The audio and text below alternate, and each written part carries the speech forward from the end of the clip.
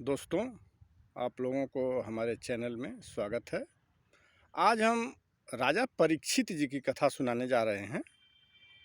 राजा परीक्षित जी का जब राज्य आया तो कुछ दिन के बाद ही कलयुग शुरू हो गया और बहुत ही प्रतापी राजा थे।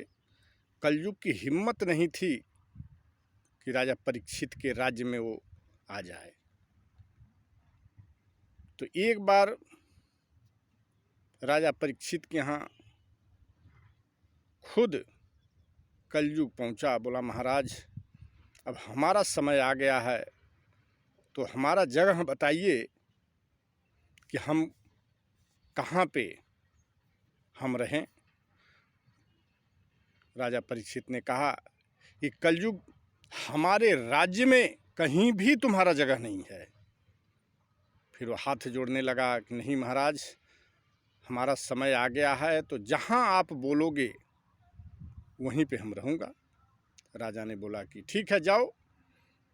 जहाँ पे अन्याय होता है, जुआ होता है, जहाँ पे लालच है, सोना है, वहीं पे तुम्हारा जगह है, तुम चले जाओ।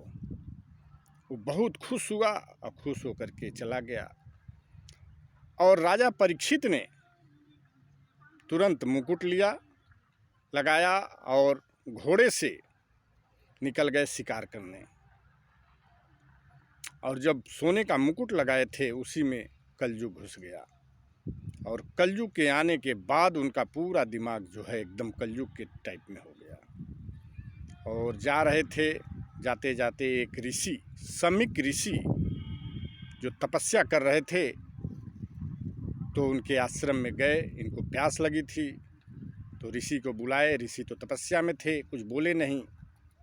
और राजा को लगा कि ये जो है हमारी अवहेलना कर रहे हैं ऋषि।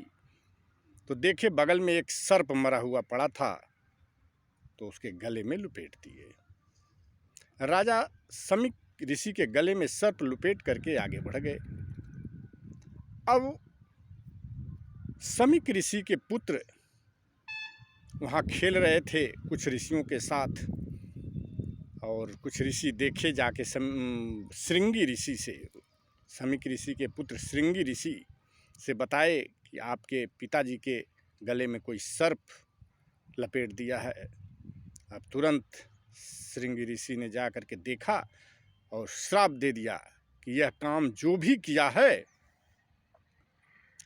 वह 7 दिन के अंदर उसको तक्षक नाग काटेगा और उसकी मृत्यु हो जाएगी। श्राप देने के बाद जो है फिर अपने पिता को जगाए। बोले, देखिए आपके गले में कोई सर्प लपेट दिया है, तो हमने तो उसको श्राप दे दिया। जब समिक ऋषि ने देखा, ध्यान लगाया, तो राजा परीक्षित और वो भी उनके मुकुट में कलयुग घुस गया है। बोले, अरे बेटा, ये तो बहुत बड़ी गलती हुई, चलो हम लोग चल के उनको बताते हैं। दोनों बाप बेटा गए उनके मिलने। राजा के पास परीक्षित के बुलाए, बहुत आदर सत्कार से बोले, ऋषि बोलिए। बोले, नहीं, हम लोगों से बहुत भारी गलती हो गई। बोले, काहे का गलती? बोले, आप जो सर्प लपेटे थे, और वह आपकी गलती नहीं है, वह तो आपके मुकुट में कलयुग घुस गया था, तो इसलिए आप अनजाने में काम किए। लेकिन हमारा बेटा इस तरह से श्राप दे दिया है कि आपको 7वें दिन तक्षक नाग काटेगा और आप मर जाएंगे। वो अपनी गलती को स्वीकार करते हुए बोले, गलती तो हो गया है, तो इसका क्या उपाय है? बोले, इसका उपाय यही है कि 7 दिन बाकी है, आप श्रीमद् भागवत की कथा सुनिए, उससे आपका कल्याण हो जाएगा। तुरंत राजा परीक्षित ने सुखदेव जी महाराज को बुलाए और पानी में, गंगा जी के अंदर पानी में अपना मंच बनवाए और वहीं बैठ गए किनारे पे। सुखदेव जी महाराज आकर के कथा शुरू किए और कथा चलने लगा। और ऐसी व्यवस्था थी कि केवल सुबह में ब्राह्मण के अलावा कोई जाता ही नहीं था मिलने के लिए। राजा परीक्षित से पानी के बाद कोई मिलने जाता ही नहीं था। अब जब समय बीतता गया, जब 7वें दिन अपने आप राजा को लगा कि कुछ न कुछ गलती हो रहा है, क्योंकि एक ऋषि ने श्राप दिया है कि 7वें दिन तक्षक नाक काटेगा, तो तक्षक नाक का तो पता नहीं है। लेकिन ज्यों 7वें दिन माली जो है गया, उनके गले में ज्यों फूलों की माला डाला, उसी में बहुत ही छोटे रूप में तक्षक नाग जो है उनके फूल में वहाँ पहुँच गया। और इसके बाद ऐसा विशाल रूप बनाया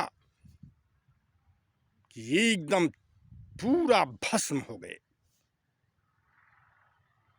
पूरी भस्म हो गए जो है, और वहीं पे वो समाप्त हो गए। यही जो है राजा परीक्षित की कहानी है।